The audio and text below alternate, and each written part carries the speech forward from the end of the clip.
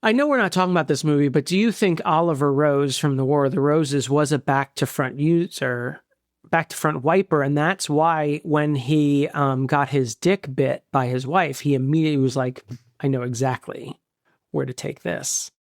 To the bidet, where I usually wash my balls.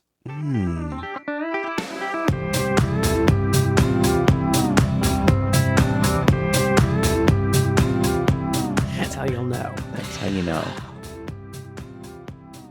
Welcome to Your Inner Child is an Idiot, the podcast where we look back on movies from your childhood and wonder if they were any good to begin with. I feel like I was 85% there. My name is Damon. My name is DJ. It's Hello. mostly movies, if we're being honest. Yeah, I know. It's not, but a thing. Do we say things? We don't say things, do we? We settled on things because it was wordy to say other things. I mean, we should say media. Are we reviewed married cereals. to that? Yeah, we got a materials. Cereals. We Oh yeah. Yeah, so I think once. How many times can you review cereals from your childhood? Yep, this is terrible. All right, what you got? Although Tyler recently bought a Captain Crunch box and the cereal inside, and I was in heaven. With Crunch Berries. That's all I would. Okay, I thought you were saying just plain. No.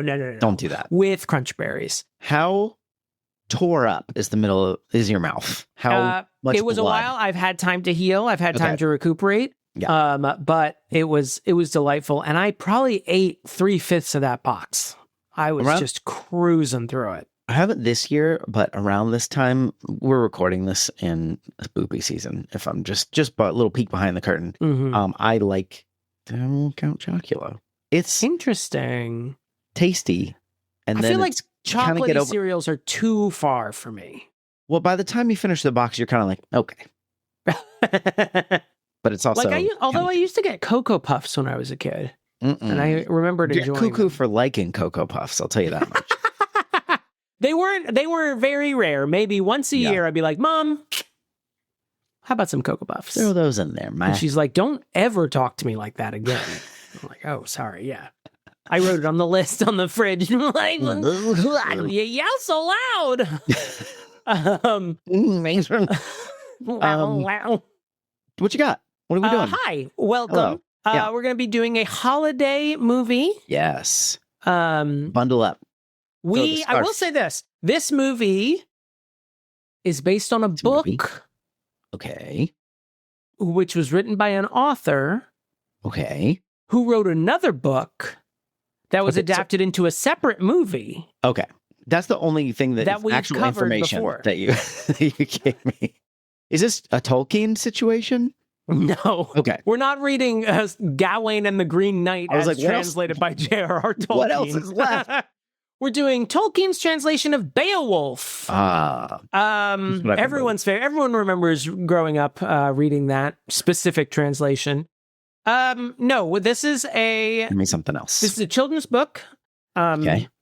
By a children's book author named Chris Van Allsburg. Okay. But it was made into a movie. This is an animated movie. No. Now, this movie is not really, I think we were a little too old to have enjoyed this movie. We were not its target audience. Okay. And this movie is mostly remembered now for its animation style. Polar Express. Yes. Uncanny Valley. Give it to me.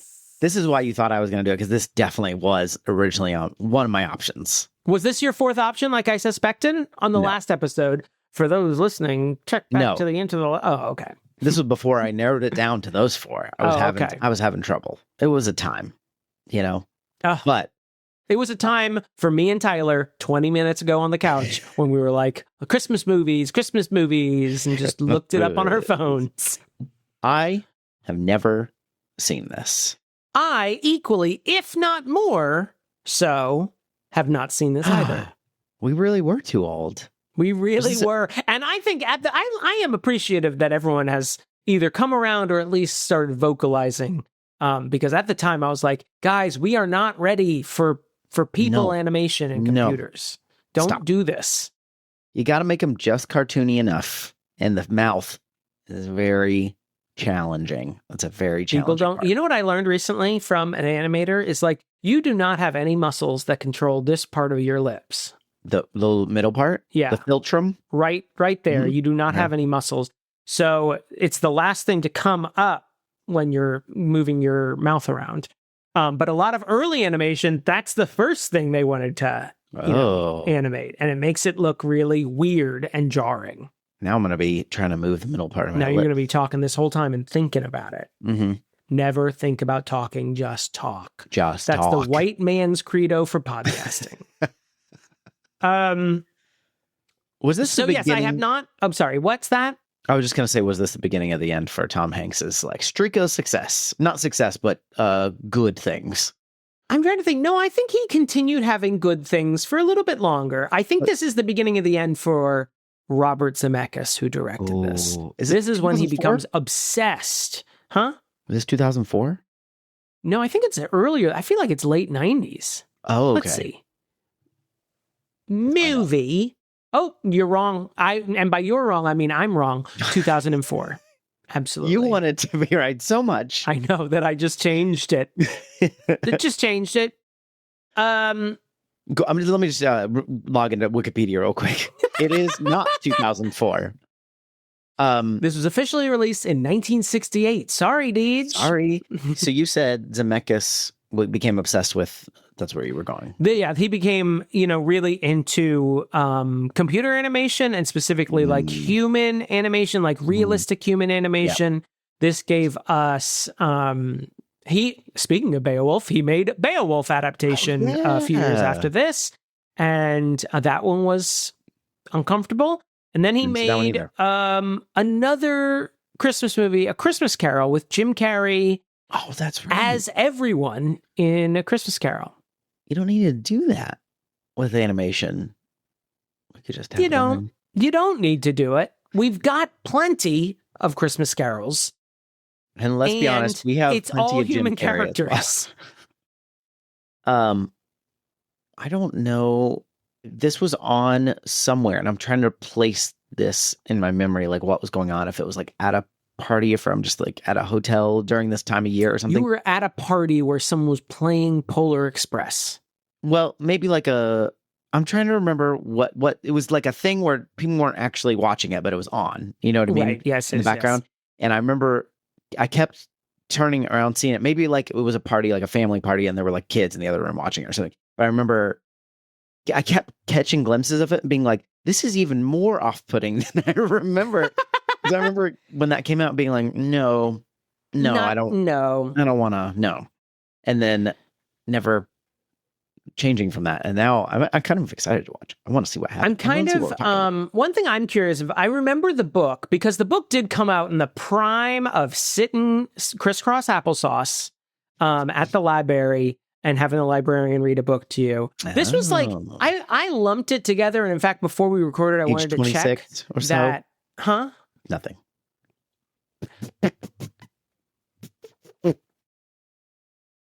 I'm going to listen to this episode. The first episode I've listened to. So bad later. In 5 years. And I'm going to be so mad at you. 5 years? You think we've only done this podcast for 5 years? How long have we done this for? 10 years. Oh, fuck. So this was like the book came out in 1985, and I lump it in with The Snowman. Do you remember that book? No, I do not. That was another picture book from when we were kids. Also, like in a very like oil pastel. Maniac McGee? Because I do remember that. No, I'm not thinking of that one, although it's very close in that the snowman has a melancholy attitude and a silent snowman that follows a kid around. Oh. And I remember being like, this is making me sad and I can't tell why. And I felt the same way about Polar Express. Like there's a weird melancholy to it. But it's also like very uneventful. I mean, it's pretty cool. Like a train comes and picks me up and takes me to Santa's palace in the North Pole. But like otherwise, that's it. There's not like a story here.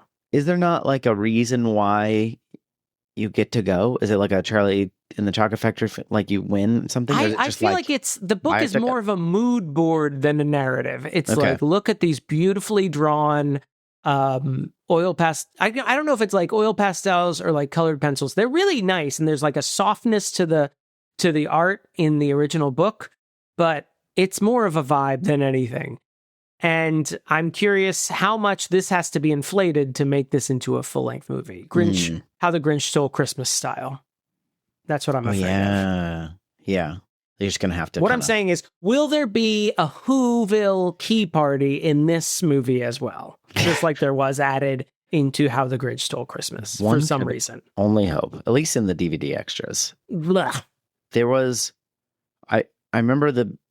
Why do I know this? That he's Santa Claus. The spoiler that, like, Tom Hanks, the conductor. Well, I think Tom Hanks plays all the adult characters in this movie. I don't know if he is Santa Claus, but he plays Santa Claus and the conductor. I don't know if they eventually become the same character, but I think Tom Hanks plays all the adult characters in this movie. Okay.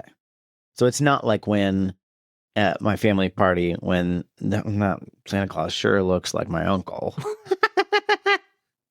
It wasn't that kind of And thing. his breath sure smells like the Jack Daniels my uncle drank.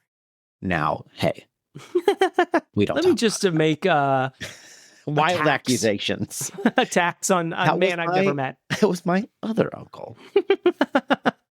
We're gonna watch Polar Express, and we're gonna have some thoughts about it. I'm sure we will. I mean, that's sort of the basis of the podcast. If we don't have thoughts about it, I don't know if we should be doing this for 5 times 5 years. 5 times 5. You also No, wait. I still don't know. 5 times 2 years. Watch along with us. We'll be back in a second. Math. What if I was dumb? Well, can you imagine? Can you imagine such a world?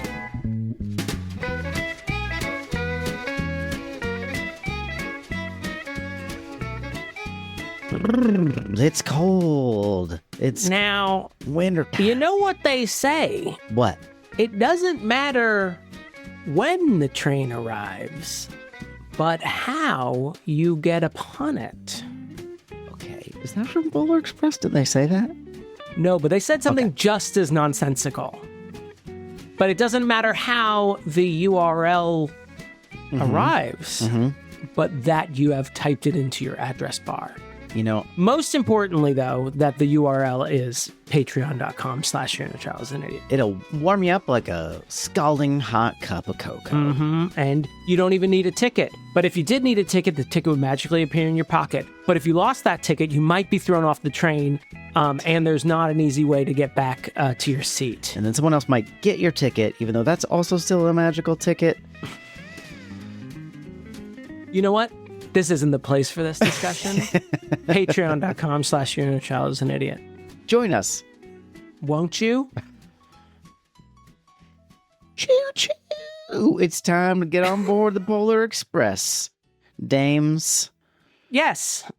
Oh, I brought this to the town. Yeah, you did, didn't you? Townspeople. So I have to be cursed with. All right, Another one of our picture- famous recaps. Here we go. Settle in for a long Get winter's comfortable, nap. kids. Grab your blue bathrobe with the hole in the pocket. Yeah. Get Imagine this. You're in Sugar your bed. bombs. You're a young, unnamed boy, and you're in got your kind bed. of weird teeth. Hey, who's recapping here? It's a collective effort. In that you and try to recap it and I try to derail you. You look out your window and you see a beautiful, pristine sight of a oil pastel drawn train, and you get on the train and nothing happens. It's just a peaceful journey, and you eventually meet Santa Claus. That background. Oh wait, that's the book. In the movie, all fucking hell breaks loose, and it seems like a goddamn nightmare. You Not a lot of have to conflict in crawl the on book. top of the train. There's track issues. You go across an ice lake. Then the lake starts exploding, and then you lose your friend's ticket, even though everyone has a ticket and the ticket is free. So what the fuck does the ticket matter? And the kid But who you didn't have to a get ticket it gets to on her. anyway. And then the young poor boy, he decides to go into a different car, even though it's a nicer car. Everyone else is in a different car, and you don't know why. That young boy is the weirdest looking of the children, and that is saying something. And we find out he's never gotten any gifts. And then, don't worry, the very privileged white kid gets the first present from Sinterklaas, which is a bell, which he promptly puts in the pocket that we all know is got a fucking hole in it, loses the bell, Chekhov's and he pocket is hole. executed by the elves. By Steven Tyler as an elf singer. Oh, haunting. and so out of place, which I feel like I'm going to be saying a lot in this movie. Anyway, the boy goes home. He gets the bell from Santa Claus, and it rings for him because he believes again, and his sister believes, but his parents don't believe. Interesting.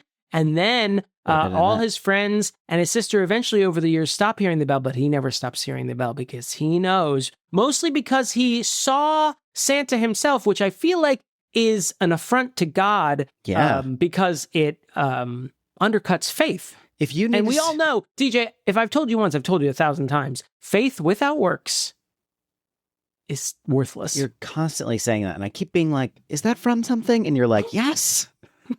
Yes. This book I've been trying to get you to read, most called famous the Bible. book of all time. And I'm like, is that the one with the golden plates? And you're like, no, that's the Book of Mormon. No, that and one's I'm like, a lot more complicated. is that the sequel? And you're like, well, kind of, but it's not as good. It's a legacy sequel, first off. The Book of Mormon is a legacy sequel. That's true. And kind of a soft reboot of the whole franchise. And then there's the Quran is kind of an offshoot that we don't talk It's a sidequel. We call that a sidequel. Sidequel. A lot of people don't like it. A lot of people love it, though. They say it's the best book of the bunch. Okay, I don't like it when you do that. Okay. Got real defensive of religion real quick. I don't like it when you do a half Trump impression about the Quran. It just gets uncomfortable. I didn't realize I was doing a Trump impression. And this man came up to me, tears in his eyes, said the Quran was the best book. And he was a big, strong guy, too. People are telling me all the time that the Quran is the best book. See, I don't like it. We don't like it. We don't like the Quran. Okay, stop. It's not funny. We are fine with the Quran here on your Inner Charles. I mean, I didn't want to end with we don't like the Quran. I didn't feel comfortable. Trump impression or no, I didn't want to leave on that. As fine as I am with any religious text, and then I'm like, don't, but I guess do if you want. It's a race to the bottom for me in organized religion. So we were saying something about the Polar Express, I believe. Tom Hanks does his Tyler Perry situation here. He's most but not all characters. Mm-hmm. There's a fun anecdote in the IMDb, which, as always, probably not true at all. Could be zero granted. Possibly apocryphal. But that he was supposed to play pretty much every character, and he was like, it was too much work for Tom. I was like, Tom Hanks has never said this is too much work for me in my experience. What, like every character, like what, the waiters and like all the elves and the two engineers and stuff? Because he plays, he doesn't play the kids. He plays the conductor, Santa Claus. Mm-hmm. He plays the Tom Waits coded hobo character. He plays the father. The father. Of Hero Boy Senior, I imagine. Yeah. Mm-hmm. He plays the Scrooge puppet, but that doesn't count because that's it's like one line. Well, and probably didn't even have to come in for a separate section. Oh my God! Recording session is the word. Recording session. Those are the words you're looking for. Set. Damon's had a stroke. I'm going to take the rest from here, please. And what else you got? So I meant to look this up. Hero Boy. Here's a fun fact. I didn't. Wait. Google says that Josh Hutcherson plays Hero Boy, but IMDb is cagey about it. What's the story there? Apparently, Josh Hutcherson of Hina fame from the Hunger Games, also my favorite, which is Future Man. He was a young boy at this time, and he was like one of the body, like he was this is all mostly mocap for the figures, which seamless. But I don't think Circus, take a knee. We got our hands on this one. This is one of the fun trivias about this. One of the first all mocap movies. You're like, yeah. And he, but he was apparently the mocap model for the Hero Boy, but not the voice. Who's the voice of the boy? Because it's not Tom Hanks. IMDb says Hero Boy is Tom Hanks, but that doesn't sound right. I mean, he narrates the book from the perspective of Future Man Boy. And then, I don't know. I'm confused. I feel like, I heard that Josh Hutcherson did fart on Tom Hanks during the skiing mocap scene when he's the hobo. The Dick Van Dyke, I took it as Dick Van Dyke a reference, but a Tom Waits reference also fits. Well, he was doing like a Tom Waits impression with his voice, which just means a gravelly Mhm. True. character. While also, I feel like he was very Dick Van Dyke's coded. Yeah, got a chimney from Mary sweep Poppins aesthetic. Daryl Sabara voiced the main character, according to this possibly wrong AI. The Google heir result. to the Sabaro fortune. He actually heir to the Sabrahamas fortune. They had to change it at Ellis Island. I'm just looking up how this. Oh yeah, I guess you're right. Yeah. Daryl Sabara plays Hero Boy, Great, but pizza. Josh Hutcherson is the meat puppet of Hero Boy. Jesus. I just want to Yeah. immediately talk What's that, about buddy? the problem with most Christmas movies of the parents who don't believe, but also just gifts appear. We talk about this every year, and It's it never a discussion every year. it never doesn't bother me. It's always like, wait, if in this universe, not only is there a train arriving, but gifts are just appearing under the tree. And yet you don't. What do you mean you don't believe? What do you mean? What do you mean? What do you There's mean? evidence. There's a man who came in here and drank all of our milk, and he left us gifts.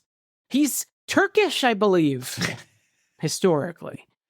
Why wouldn't you believe this? It doesn't make any sense. So then I have to like create this universe where Santa exists, but he delivers no presents, to which I would say, then why the fuck would anyone know about him? Yeah. So the parents are keeping up the lie that Santa exists, but they deliver the presents, but he still exists? Why? The lie is only that he delivers said gifts? I guess somebody's got to get them, to the store, from the store. And yet they put him on trial in the state of New York? Now you're just mixing that. That's a classic mix-up. Polar Express and Miracle on 34th Street. This is also, they had like adults playing the kids and some of the Eddie mocap. Dreesen plays the insufferable. I do like that know-it-all voice. boy. I think that's kind of fun. It was too much, and I was like, what is this voice? Because he's the only adult playing a child, right? Well, Or is Daryl Leslie Sabara like Zemeckis 48? is she an adult? Or she is Well, I what? imagine she wouldn't have been an adult in this. Who Peter does she play? Scolari plays the voice of Lonely Boy. Don't name your characters after future Black Keys songs, okay? That's the rule. Yeah. And if you're gonna cast Peter Scolari, let him play, Let him spread his wings. Yeah. When he- I get to play this character. That's weird. Just hire a child. On the other hand, though, we are staunchly anti-child actors here. Yeah. I feel like if you're gonna have a child actor in a cartoon about a children's book is the time, But I feel like Zemeckis is famously anti-child actor. I think the problem for is every like, movie wait, he's why ever is done. he okay? The problem here is like the mixture of adults and children. Eddie Dreesen is the most egregious. Yeah. No slight to the Drees. I loved your work. Everybody in Grease. loves the D's. I think it's But- Deezen. The idea that we're Have some mixing like what is respect. like a over the top adult doing child voice with actual children is really distracting. Yeah, it's very like much of this movie. It's very confusing. Now, I guess I don't really have a ton to say about this movie, so I could just begin the shitting on this movie. I did before we started. I did want to look up the plot of the book because I remember the book being very You read it. sleepy. Oh, as a kid, I read it, Okay. and I think it was read to us, library style. I think they said this in the intro, where the librarian would hold it so it was open, but she would read it, and I was like, "Wow, that must be like masters in library science stuff." Yeah, I still don't know how you do that. Mirrors. It's a series of mirrors, I assume. Every elementary school library has a complicated series of mirrors, but it's a very sort of sleepy time. I think I said this in the intro. It reminds me of The Snowman, which was also kind of a sleepy, dreamlike kids book. Snowman. Jonathon Snowman. He lives on West 34th Street. Anyway, stop. Nothing happens in it. It's just like the kid gets on the train, he's served hot cocoa, and he gets to meet Santa. Like the overall thrust is fine, but it's very dreamlike and peaceful as a book. It's a children's book in the sense that it serves a different purpose. It's not to Go to sleep. Yeah. This is purposefully boring. We have ignored all rules of storytelling. Nothing happens. It's all The child is the same at the beginning as he is at the end. It's all denouement. You just start at the top, sled down to the bottom. But this movie stressed me out. And I want to say this. Robert Zemeckis was one of the first directors that I noticed was really, as a teen, that was really good at creating tension in his climaxes. I remember that with all 3 Back to the Future movies, where I get really stressed out during those movies because he's very good at like setting up, the ticking clock. I mean, think about Back to the Future 1 where, we have to get there and we have to hit it at this exact millisecond that the lightning hits the wire. Oh, and the car is not starting. And, he wants to set the car back a few more minutes to warn Doc about the Iranian terrorists. Never forget those Iranian terrorists in Back to the Future. We don't talk about that part of Back to the Future. And all that stuff creates like a lot of like tension. Same thing with Roger Rabbit, the dip machine going back and forth while poor Jessica and Roger are hanging there. And this movie feels like it's entirely that. And it seems so incongruous to just the general look and vibe of the movie, where it's, the kid, the girl loses her ticket, but she doesn't lose. Like, the logic of the ticket makes no sense. Like, why the boy has to go give it back to her. And it feels very much like Robert Zemeckis had this new toy to play with, which was mocap and computer animation. And it feels very much in that vibe of early 2000s animation. Like, look what we can do. We can show you an eagle flying and create this, 4-minute long shot, following all these animals or following the ticket through all these adventures only for it to land back on the train inexplicably. And no one even cares that she has the ticket or not. It's just like a bunch of stuff that happens, but the stakes make no sense. It definitely feels like they worked backwards from the shots as opposed to sort of building out a story and then being like, what cool shots can we make out of this? It seems like they were like, we got this eagle model. We got to fucking use this thing.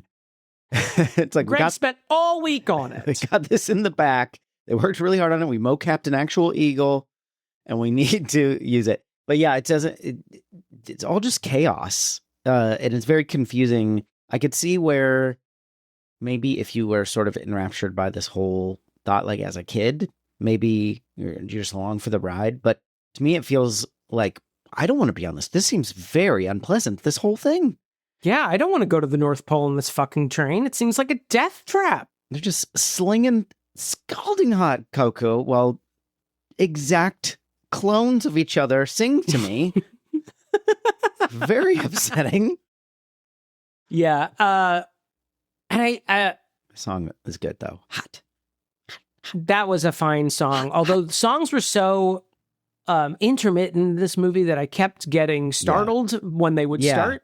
Because I'm like, if you're going to be a musical, you need at least 5 songs. And this is, 3 songs, maybe? Yeah.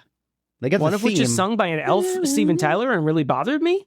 Yeah, that was more like, the soundtrack creeping in. Like the 90s soundtrack where it's like, we got to play this for at least 20 seconds. That was in their contract. It's like they were making fun of they were doing what Shrek had already made fun of, like the big celebratory song at the end with a random celebrity cameo. You're like, is that the guy from Smash Mouth? Why is that? Why is Steven Tyler from Why is he here?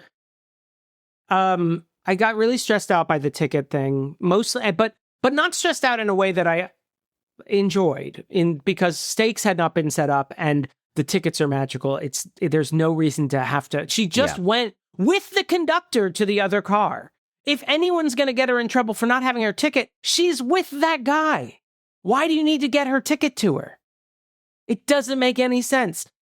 And then then for some reason she has to go to the engineer's car once the conductor sees that she has lost her ticket. And the only way to get there is on top of the train. Yeah.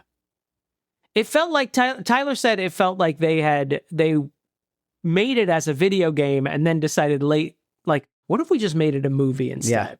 Yeah. So speaking of getting to the engine car, where did these engineer characters come from? Like, they just all of a sudden appear and they're already off the train because we're waiting for a herd of elk is blocking. Oh, yeah. That's where we first meet them. One's skinny and one's... Well, no, they were changing the light on the engine because that's also gone out. That's right. So they're hanging there. That's right. One looks like a string bean and one's a little plumper. And then they see the whole thing of caribou, which I enjoyed. I thought that was a cute moment. The caribou were the best animated part because they are kind of cartoony. Mm-hmm. And I don't exactly know what a caribou is, unlike a human child. And they communicate so they pull on one of the engineers' beard. He has a big long beard, and he makes a sound, and then it ends up communicating with the caribou that way. That was pretty funny. It was very Disney-fied vibe. Like the two characters felt like they could have been on the Pirates of the Caribbean ride. You know? Yes, they did. Yes, they do have that look. Goofy. Like they're just animatronics made in the 1960s, which I kind of liked as a. I mean, it was a nice moment where it was actually cartoony. Yeah, I think especially in this era of computer animation, they were like, how realistic can we get? And it is a nice relief to be like, this is a cartoon. Why don't we just have some fun with body shapes? Well, I think that's where, almost 10 years earlier, we had Toy Story, which is a watershed moment for computer animation, of course. Also starring Tom Hanks. What the hell? But Toy Story... There was a law that only Tom Hanks could be in all that's it. Computer animated. I don't want to use this body anymore. He wanted to upload his consciousness into the movies? I mean, I've never seen him. I haven't seen him in a movie post 1995. If you don't answer that. Can't think of a single... I've seen trailers for movies, but I have to admit, I have not seen him in a movie since 1995. I missed Call Me Otto, unfortunately. And Larry Crown, I missed that. I had the ticket, but I just had a different engagement. Castaway, garbage. I don't care. Right. There were still good movies in there. So with Robert Zemeckis. But I think that the thing that Toy Story does, which it's not fair to compare that movie to this, I guess, but... it's completely fair. I think it's fair. But the human characters in Toy Story are also creepy. Not to this level. This is AI before AI looking, where you're just like, it's just setting up camp in the Uncanny Valley. It's making a home there, building a little town. Wait, you're pouring foundations here? No, you're going to stay. I thought we were passing through. No, you were staying. But they use them precious little in the first Toy Story, the human characters, so it's less... Right, they knew their limitations, so they're like, what if all the main characters were made of plastic? Yeah, and they're like, wait, that's a good idea. That's much better. And then a lot of time has passed since then, a lot of technology, and even several Toy Stories, at least one. I don't know when all the Toy Stories came out, but at least one other one has come out before this. Yeah, I think so. I think the third one came out when I was in college. Yeah, I think something like that. I was right. Hi. So the Toy Story 2 came out in 99. Toy Story 3 didn't come out until 2010 because we were all like, they're done. They've wrapped this up. And they were like, we're going to do another one. Like, it'll never work. And then we're like, that was a really good conclusion. I think we can all agree that it's 2019. We're doing it again. 2 more. And then we're like, okay, that was not, you kind of wrecked your ending, but that was okay. We can just kind of move on. They're like, but a 5th one. And we're like, well, you really like money. We sure do. We sure do. That's why we're in this business. Oh, yeah. I don't know if you can sort of give them a pass. Like, I hate dogging on technology when it's of a time, but it was proven by many movies between the mid 1990s to when this came out in 2000. What was it? 2004. They could have done this. They could have done this better. Well, I mean,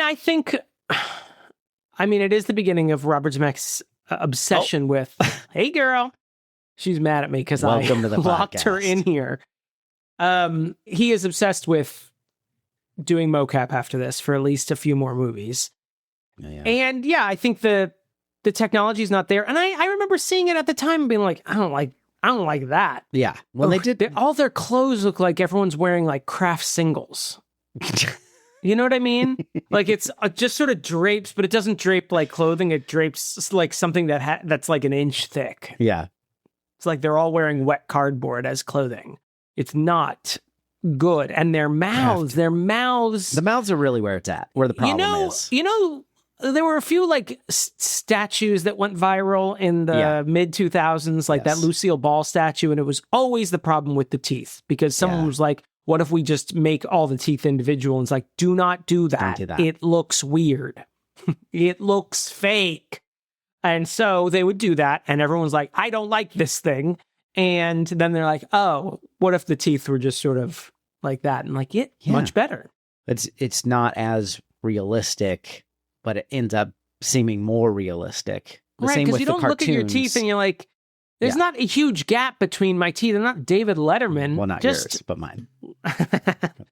let him just be a row of white. I think that's the key of this kind of thing, of the computer animation, at least of this era. And it's, it's obviously gotten better, but it's still a little weird. The human, and when Pixar does a movie or DreamWorks does a movie and they make character designs that are not just a person or trying to replicate an actual person like Tom Hanks or whatever, it's so much better. It's all, you kind of lose the fact that, hey, I'm watching animation, which is the whole point. You just want to be invested in the characters and whatever. Like when you watch Encanto or whatever, you're not thinking about, that's a poor character design, because they're cartoon characters, even though they're humans. And this is just a what else looks like humans? Humans. Yes, you could. You want to cast them? I mean, it's not like there's a lot in this movie that is fantastical, but, most of it takes place on a train. Things that exist. With children, which exist. And with a guy in a red suit. Those also exist. If you insisted on doing the elves in mocap, fine. Still weird. So you want the Charlie and the Chocolate Factory model where you do humans. I have a soft spot for that Charlie and the Chocolate Factory. So yeah, I would take that. I would take Hugh Grant Oompa Loompas is what you want. No, that's not the Charlie and the Chocolate. I want the Deep Roy Oompa Loompas from the Tim Burton movie. Okay, gotcha. I don't remember what all the Wonka movies are called. I'm so sorry. Most of them are called Wonka. Have Wonka in the name. No, that makes sense. Do you need to let your cat out? Is she upset? She can get fucked. Tippi, we're recording. If you could either people love this shit. Get in here. Either be on camera and be a part of the show, contribute. No, she's not gonna like this. You're gonna try to pick her up? That's never gonna happen. No, I'm not gonna pick her up. I was trying to just see where she was, and then I stepped on her tail on purpose because she was just staring at the door. Now she's going up to the door. She's sniffing the door. She's leaning against the door. She's a great cat. Fetch the paper, just like a good cat does.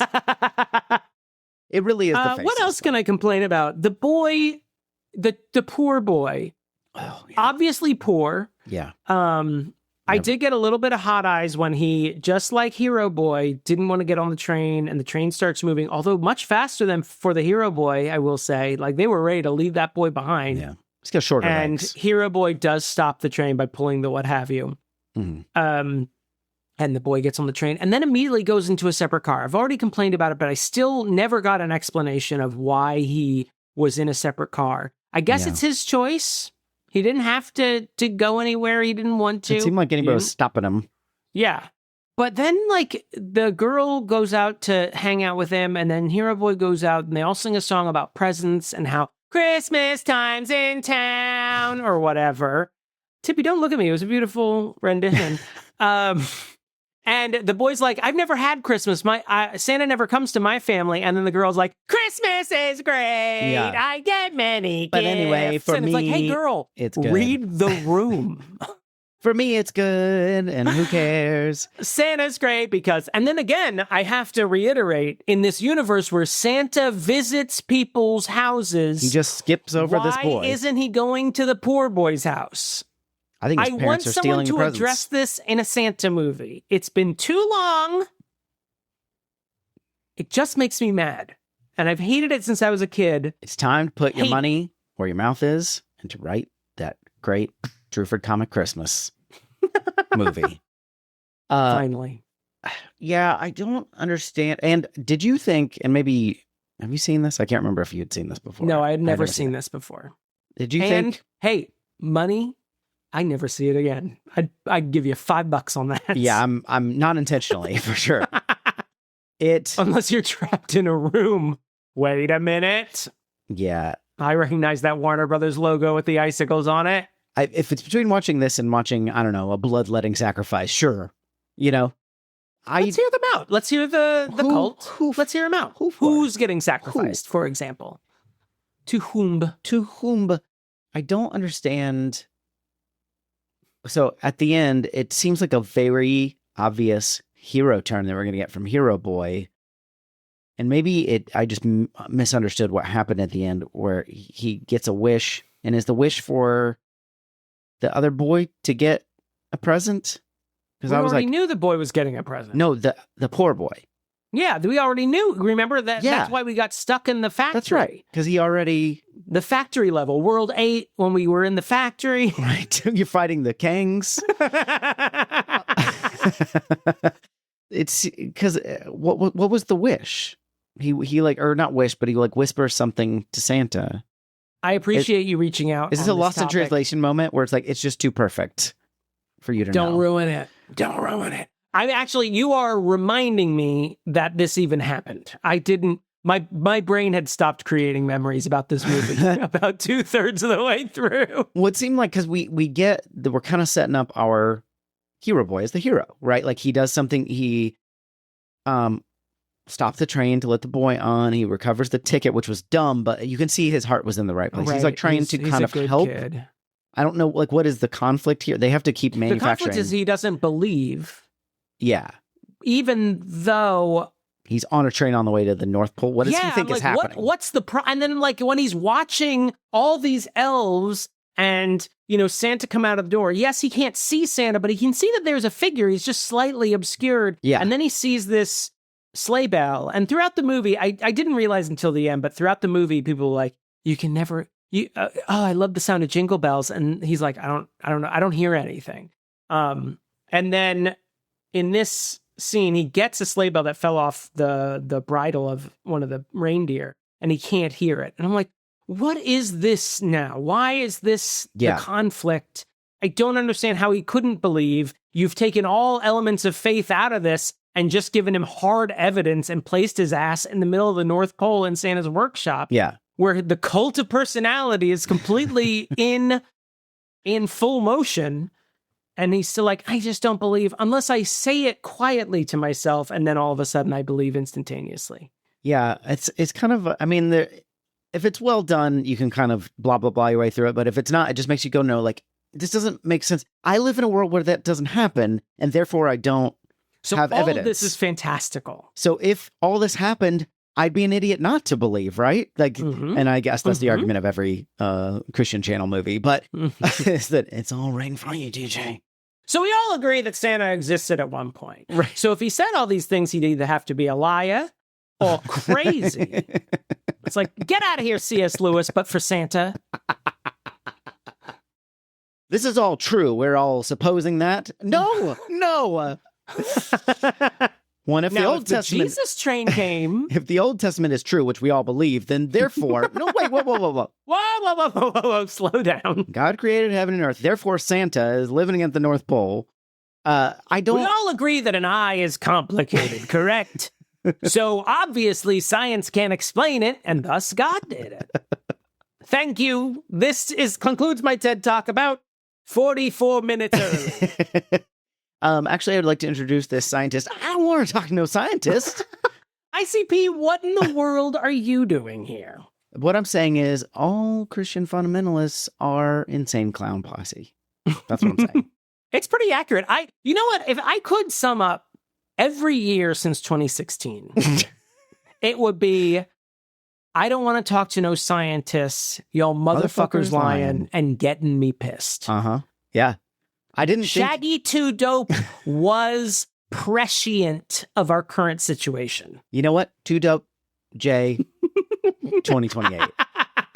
You know what? I'll take my chances. Is one of them dead? I think one of them's dead. No, right? We've got both ICs P in this realm. So, hey, we lost a lot of people with that rant. I think let's take it back to Polar Express. That's a good one. Keep it all in. Did you catch the Rudolph Memorial statue? No, he's dead? Yeah, when Hero Boy is riding on the train, and they're in the North Pole, they pass by a statue that has a red nose on it. Obviously, the tomb of the unknown Rudolph. And unfortunately, because of his ties to the Confederacy, it will be removed from the town square shortly. But then, shortly thereafter, put right back up. By Trump Santa. Because, once again, his ties to the Confederacy. People are saying, it was terrible what they did to him. I really terrible. don't care for how political this episode is getting. You don't want me to talk about ICP. You don't want me to talk about Trump. Listen. Those are my two fields of study. I'm just saying, people just came to listen to a nice podcast about a very creepy Christmas movie. They don't want to hear about how fascism is bad, okay? You're right. I shouldn't be delving into controversial topics like whether or not fascism is bad. Do you think... And whether we should listen to scientists about magnetism at all. Do you think that Santa might have some fascist leanings just by the way he organizes things? The whole place seems really creepy to me. I did like the images of them. They get lost in the factory, yada, yada, yada. And obviously, the elves are excited because they probably get a good month vacation. I think all of January is like beachfront. I hope for their sake. Yeah. And I hope their union has a good arm, strong arm, get a good vacation out of them. But it was kind of eerie to see the factory completely empty and just sort of like, we all have to meet in the town square. Everyone stop what you're doing and let's get out there. Yeah. It was kind of liminal. The kids love a liminal space these days, and probably because of Polar Express. I think so. I think that's where it all began. I kind of liked Polar City or whatever, the North Pole City. I don't remember what it was called. It did cause one of my favorite arguments we've ever had, which was when Hero Boy and the rest were all in Santa's gift bag, being lowered into the town square. There is a tall Christmas tree that's planted on top of a compass rose. Yes. And I like the detail that all the points of the compass rose say S. Right. And Tyler was like, why do they all say S? And I was like, because we're at the North Pole, so every direction would be south. And he's like, no. I mean, there would be south, but there would still be like east and west. I'm like, well, no. And I had to get a decorative pumpkin. We're recording this in November. I had to get a decorative pumpkin out and say, okay, we're at the stem of the pumpkin. Every direction we go. He didn't like that.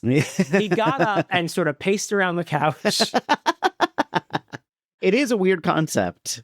He's like, you're going down the sides of the... This is going to make him look bad. So I almost want to stop the story. But he's like, you're going down the sides of the... What if you're in an airplane? I'm like, what do you mean if I'm in an airplane? He's like, well, you're going down the sides of the pumpkin, but if you're in an airplane, it would just go across. And I'm like, no, the airplanes still follow the curvature of the Earth. This is at a high pitch on both of our sides. Then he went silent. Then I went silent.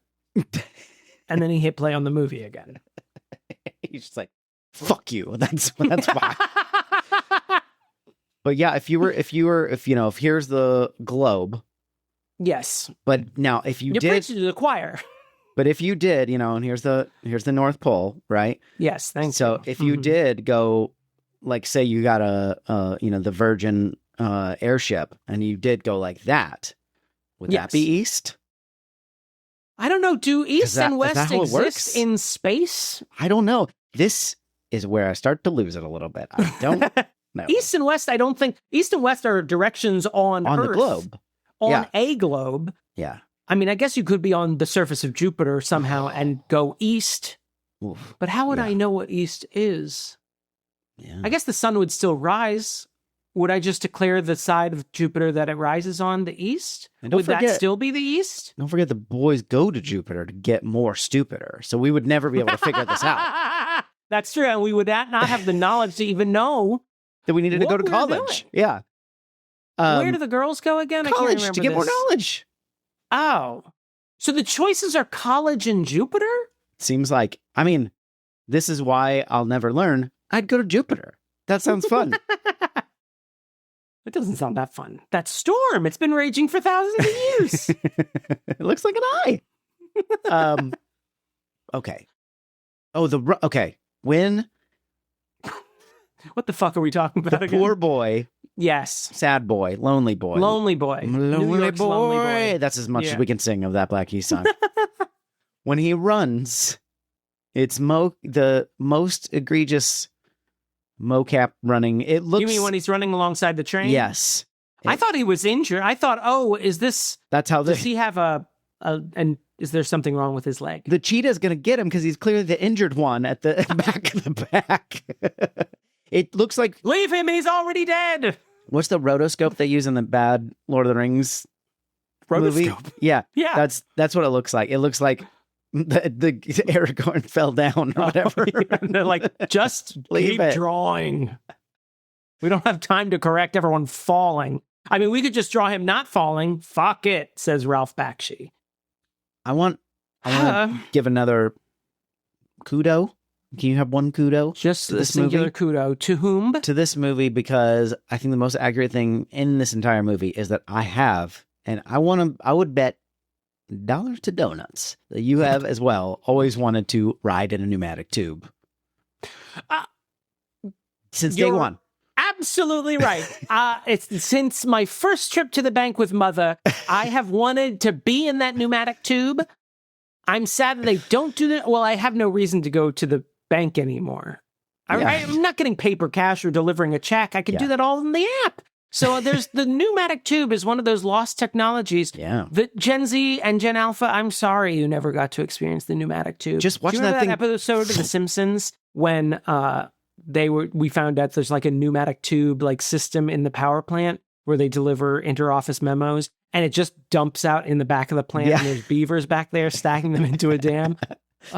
Pneumatic tubes. That's one thing. You know what? Aside from everything else, the early 1900s really were onto something. Futurama really played it out as much as I thought it was going to go that way, and then everybody was like, "We don't need to do this. We don't need to leave our homes anymore." So no need for the tubes all over the New York.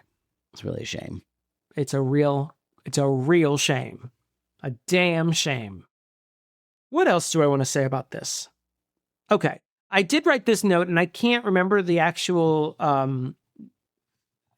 main theme of the Polar Express soundtrack, but I did write down all the music sounds like it would play during an Oscars death montage. It does. I can only think of Home Alone right now. It's in the vein. Of course, it's Alan Silvestri. Zemeckis can't make a soundtrack without Alan Silvestri. Sure. Who I usually like, but that main theme is all right. It's fine.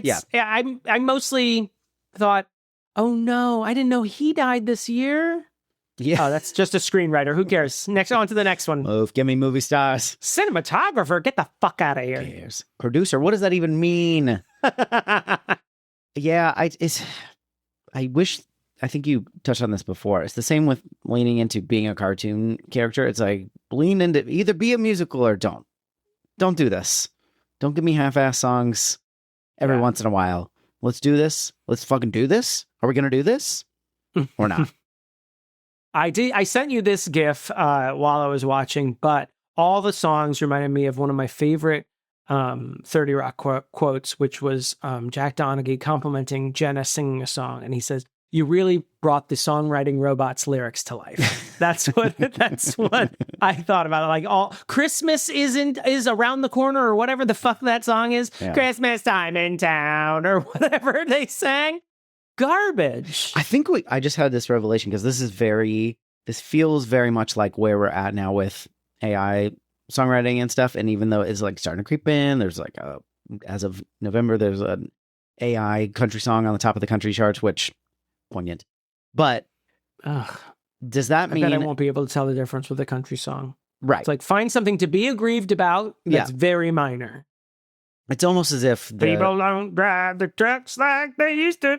But does that mean that's where we're at? Like, AI technology has reached about early 2000s, and so with the exponential rate that it's going, by the time this episode is released, they're going to be modern. There's going to be 2025, so we're going to have it's moving so fast. It's going to be a brat summer.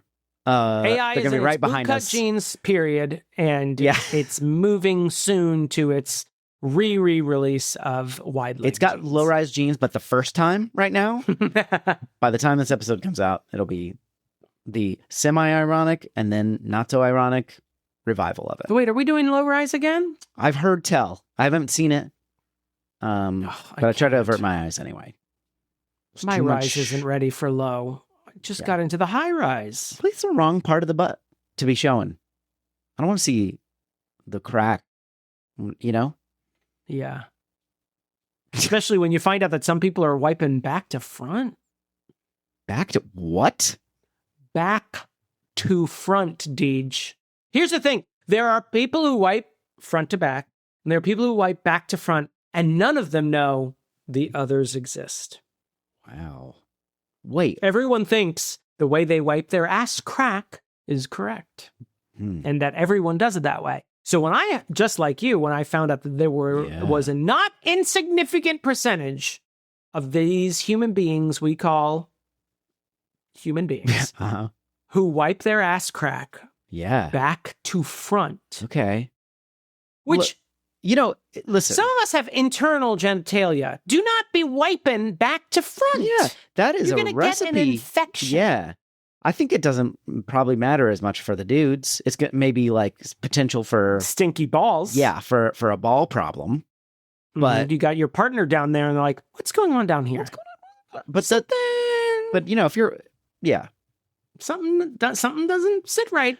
But kudos to you if you can keep it clean, keep it uninfected. Way to get things done. And kudos to you. I'm getting all kinds of kudos today. Are you ready to get your mind blown on a second wiping thing? Oh, no, I don't think so. Some people don't wipe. Stand up to wipe. That's just gonna...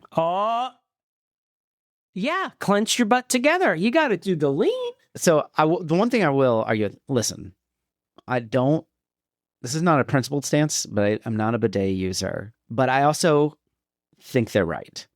I think they're right. And I see the point. I just don't have one. And I don't have the technology in my bathroom. I know we're not talking about this movie, but do you think Oliver Rose from the War of the Roses was a back to front wiper? And that's why when he got his dick bit by his wife, he immediately was like, I know exactly where to take this to the bidet where I usually wash my balls. Maybe. IMDb trivia page. Oliver Rose confirmed back to front wiper. You do you, guys. If you can get it done, however you get it done, DJ, I agree with you 100%. Guys, now that DJ's gone, don't do you. Don't wipe front to back, you freaks. I think if you have the internal genitalia, then it's risky business.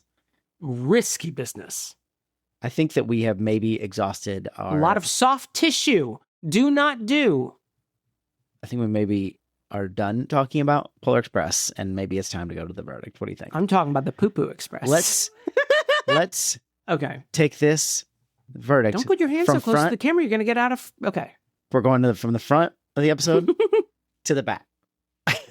Or back to front. Wait, do we need a quick... I mean, it's too late to do anything in the problematic corner, but there are allegations against Steven Tyler.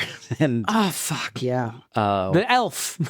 The elf Steven Tyler. Which I didn't even know about until you were joking about it, and I was like, what are you talking about? I have to refresh because I'm not going to just accuse Steven Tyler. Alleged? Allegations. Yep, there it is. Now, okay. Don't read the AI summary. We're not there yet. Remember, 2004 technology. Okay. BBC reports in 2024 sexual assault claim against Aerosmith singer dismissed. Okay. Now that's the BBC. Anti-Beeb. That's the law. Hold on. Now, the reason it was dismissed, she waited too long. Ooh, the statute of limitations. The statute. The singer has also denied claims in a separate continuing case filed by another woman in 2022. Okay. Just have to put that out in case that leaves a bad taste in your mouth. And it could be the allegations, or it could be that you're around someone's balls who have been wiping back to front. So flawless. Thank you. Flawless. Let's go to the verdict. Let's take the express train with a bunch of stops. That's not how express trains work. The tracks are under the ice. This isn't how anything works. To the verdict. Let's go. Mm-hmm. Hey, that's kind of what it sounds like on the harmonica in our little theme song. I'm going first. Oh, God. Okay, please. This is... eager to go first, then all of a sudden so circumspect. I think you can probably tell that I don't care for this movie. Your Inner Child's an idiot, but I also think no one liked this. So your inner child probably had good instincts. You don't think there was someone, I don't know, children, 15 years our junior that every fucking December they're like, kids, is it gather celebrated round. like that? Maybe it is. Don't do that. It's bad. Don't celebrate it. It is. Or don't say kids gather around in that voice. Is that what you meant? Both. It's poorly made. Kids. Even for its time. It feels like they were excited about the technology, but not the story. Because they didn't really care. They didn't seem to care for the book itself, honestly. Yeah. Not to interrupt your well, I don't even know verdict. how you would make a more... From what you described, I haven't read the book, but I don't know why I couldn't take 5 minutes to read that children's book. I just read the summary on Wikipedia, which is probably longer than the actual book. You read the Cliff's Notes to Polar Express, a 25-page picture book. I just don't have the time anymore. I'm swamped. I think Tom Hanks is a charming actor, and he didn't really get to play charming because the conductor is a little bit mean. The Santa's a little bit stern. I don't know what the hobo ghost is doing. I don't know what is that? What that whole thing I don't really understand. He is helping, kind of. He's a ghost as well. And the dad is kind of a dick. And it's like, why is the hobo magical in that way, but everyone else is solid? I don't know. I don't think we're supposed to say hobo, are we? He chooses to be a transient. So, okay, is that worse? I don't know. You're a child's an idiot. What do you think, Damon? Bum, yeah, I agree with your assessment. I think they were very excited. I think Zemeckis in general is a very techie filmmaker, and I think he gets really excited about technology. Yeah. In filmmaking. And in the 80s, when we were dumb kids, didn't bother us. And it meant a lot of like tactile stuff. And it also meant things like, incorporating animation with live action and testing the limits of film in that way. But in the 2000s, this was like the beginning of him going into this mocap realm. And I think he only sort of came out of it with Flight with Denzel Washington. Was that where a woman mocap? vomits on the plane. And I mean, I think it's one of those adaptations, and yes, it is a very short picture book, but why are you adapting this picture book? You don't seem to like it very much in that it is a very quiet, peaceful, dreamlike book, and you've turned it into a fucking video game where everything is chaotic and doesn't make me want to ride on the Polar Express. No. I would rather ride on the Orient Express with Hercule Poirot than ride on the Polar Express. Rate your trains, everyone. Rate your trains. What murder train would you rather? Would you rather be on the train the climax of Speed? I'm picking Snowpiercer. Ooh, Snowpiercer. You get those protein bars? Don't Yeah. ask too many questions. Delicious. Or you get to be with that teacher who pulls out a machine gun during her lessons. Yeah. That's fun. But this, it just seems so unfun for a Fun. tightwad kid like myself. Yes, the animation is very, very dated now, and I think Robert Zemeckis probably pushed the envelope a little too far beyond what could be done at the time. I am curious, what would computer animation in its state now, trying to mimic the oil pastels, which are very beautiful from the book, what that would look like? I think that would be, I'm curious, but I don't want to risk another one of these movies coming out. One of the things I noticed, especially at the end of the movie, is there is a zaniness to this movie that is in direct conflict from the sort of sacrosanct element from, I think, the book and some of the images used in this movie. So you have these images of all the elves looking at Santa, and you have a very peaceful look to some elements of this film. And then there's a lot of zany action beats that have to happen to justify making a movie. The kids get trapped in a giant bag. They're in the factory trying to hunt down a gift and all this sort of wackiness and zaniness when there's also like a very... I'm trying to think of the word. Sacrosanct isn't the attitude, but there's a very sort of reverent tone, I think, to some of the images, and then a zaniness to the actual plot of this movie that really is jarring and never fully clicks into place. Like everything goes awry in this movie. Even when we're at Santa's workshop, now the bag is about to hit the tree and a star falls off the tree and almost fucking impales an elf. And I'm like, guys, can you just fucking chill out? I think there is an urge to I think there was an idea what if we make it into like a story that a kid would tell? Yeah. And some movies can do that really well. This is not one of them. I did not enjoy. This is, I'm making myself another cocktail while my nephew is just telling me about a train ride to the North Pole. The song sucked. Everyone's clothes look like melted cheese. Their teeth are weird chiclets. I will push back, and I was going to nominate him as my Catherine O'Hara if it wasn't so obvious, but I kind of liked the conductor. I liked that he was a dick. He was in a sort of fantastical situation, but he was still all business. And I think Tom Hanks brought something to that role, even better than the Ghost Hobo or Santa Claus, who was a little too you're not that jolly, For a guy who runs a cult, you don't seem like a lot of fun. I think but the conductor was like this upright, uptight character that I usually get a kick out of. And I think he worked the best for me. And so I was going to name that as my... I'm fine with that because my only other alternative would be that the engineers, and I don't think they gave us enough to be there. And I do like the conductor in the hot chocolate scene, kind of laying into it. What about your Sally Field? Or do you want to do a ever so rare, what happens to a toad when it's struck by lightning? The same as everything else. Do you want to do one of those? Because I'd have to just put a blanket over the whole movie. Yeah, just like the animation. I might put it on...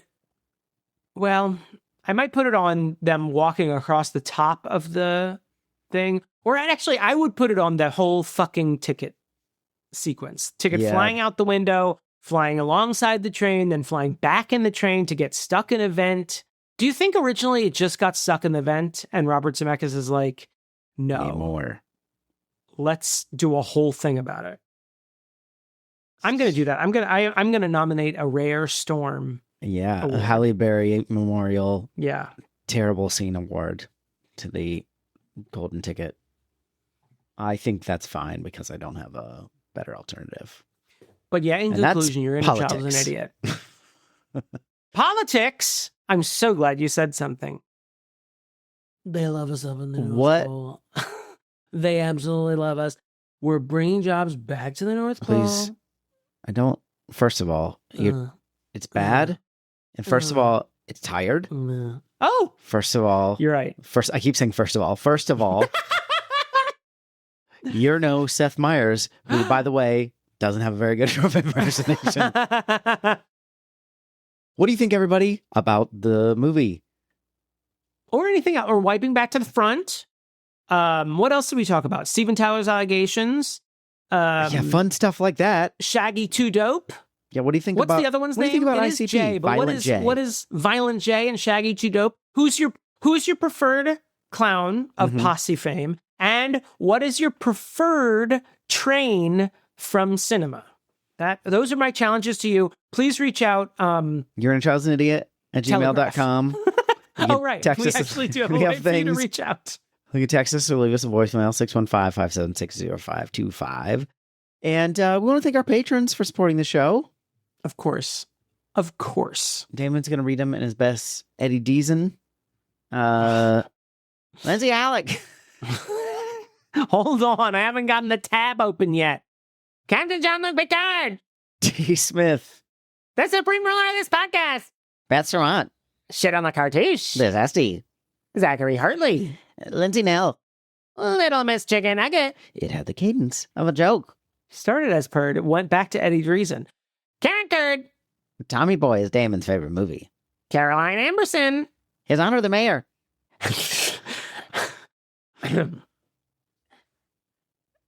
Holiday classic, Jungle All the Way. That is Damon playing Eddie Deason playing Arnold Schwarzenegger in Holiday Classic Jungle All the Way. Larissa Maestro. Jeremy Powlen. Stu-StusStuartJ. Dr. Malcolm's Heaving Bosom, yes. Jonathan Day. Bill Haynes. Particle Man. Jackson. Dramatically paced hot dog. The Hands of Fate. I said dramatically paced hot dog, but I'm going to leave that in because I kind of like that idea too. I mean, Robert Zemeckis, if he knows anything, it's how to dramatically pace a hot dog. Tippi von Cheaterly. Josh Frigo. And Dean's also in That's why I was okay with switching. The elusive Van Gromkin. And Travis Vance. Thank you all very much, and we're Thank sorry. you. If you want to support like them, patreon.com/YourOwnChild'sAnIdiot. And don't forget, if you want Santa to visit you, always wipe back to front. Otherwise, he'll leave a thing of coal in your pants. Ooh. Yeah. A thing of You coal. don't I wanna couldn't pass remember that. what coal comes in. Things of coal. Lump of coal. Lumps of coal. That's a unit of coal. 1 lump, please. Ask any coal miner, they say lumps. How many lumps you It's a want? standardized size of coal lump.